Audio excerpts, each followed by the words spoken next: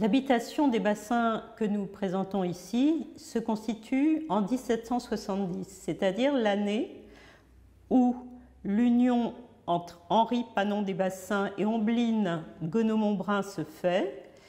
Ensuite, l'habitation se déploie jusqu'en 1846, date du décès de Madame des Bassins.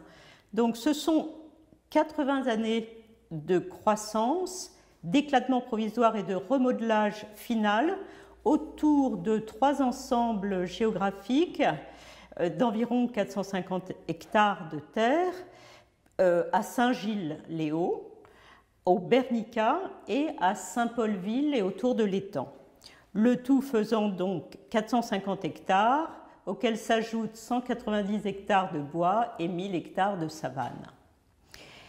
C'est l'histoire en fait d'une union réussie entre deux familles aisées qui, en s'alliant, pèsent très lourd. 190 hectares, je le disais, mais 450 hectares en 1789, plus de 700 hectares en 1800, et ensuite 450 hectares sur toute la période, la première moitié du siècle, du 19e siècle. Et à cette époque, l'habitation s'inscrit dans un système de production à base esclavagiste. Elle fonctionne et elle produit grâce au labeur d'environ 250 esclaves en 1776, plus d'environ 350 au moment de la Révolution, et au cours du premier semestre du 19e siècle, 450 esclaves en moyenne. On y produit des vivres, surtout, c'est la spécialité de la région de Saint-Paul, et parmi ces vivres, nous avons essentiellement le maïs, il y a du riz, il y a des légumes, il y a des grains. Et puis arrive le manioc, qui est une plante qui sert à l'alimentation des esclaves vers 1817. Pour les plantes commerciales, c'est le café. Le café qu'on cultive jusqu'aux années 1818-1820, le café qui est ensuite remplacé par la canne à sucre sur les meilleures terres de l'habitation. D'abord à Bernica, puis ensuite à Saint-Gilles. On y installe 2 sucreries d'ailleurs, et une sera à vapeur, et ce sera celle de Saint-Gilles.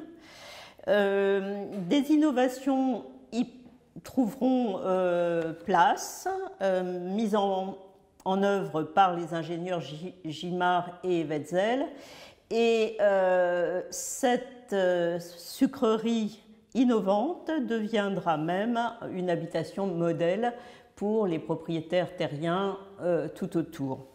Et la rentabilité de l'ensemble tient à une gestion efficace des maîtres qui usent de toutes les hiérarchies du système esclavagiste pour éviter les solidarités serviles, pour éviter les rébellions.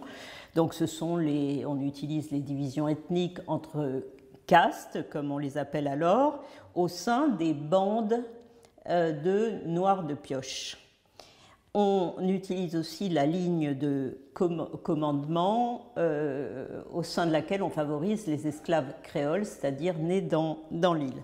Et on utilise tout ça pour évidemment asseoir le système, de même qu'on utilise la religion pour faire en sorte que la soumission soit un élément du paysage et que le système perdure.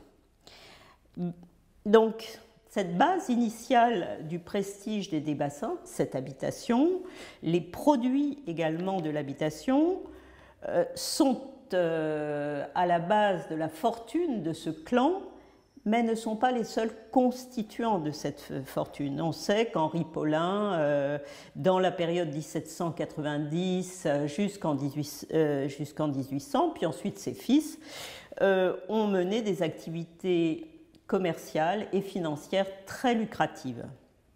Mais néanmoins, Le testament de Madame Desbassins de 1845 montre bien que la part des terres de l'habitation et des esclaves de cette habitation constitue plus de 50% de l'ensemble de la fortune. C'est dire donc son importance.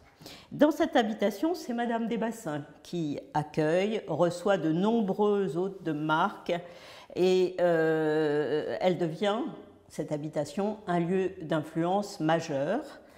On note également que ce couple fait très attention aux alliances matrimoniales de leurs 9 enfants et notamment à toutes les alliances avec l'aristocratie de France, mais également la bourgeoisie, la haute bourgeoisie locale.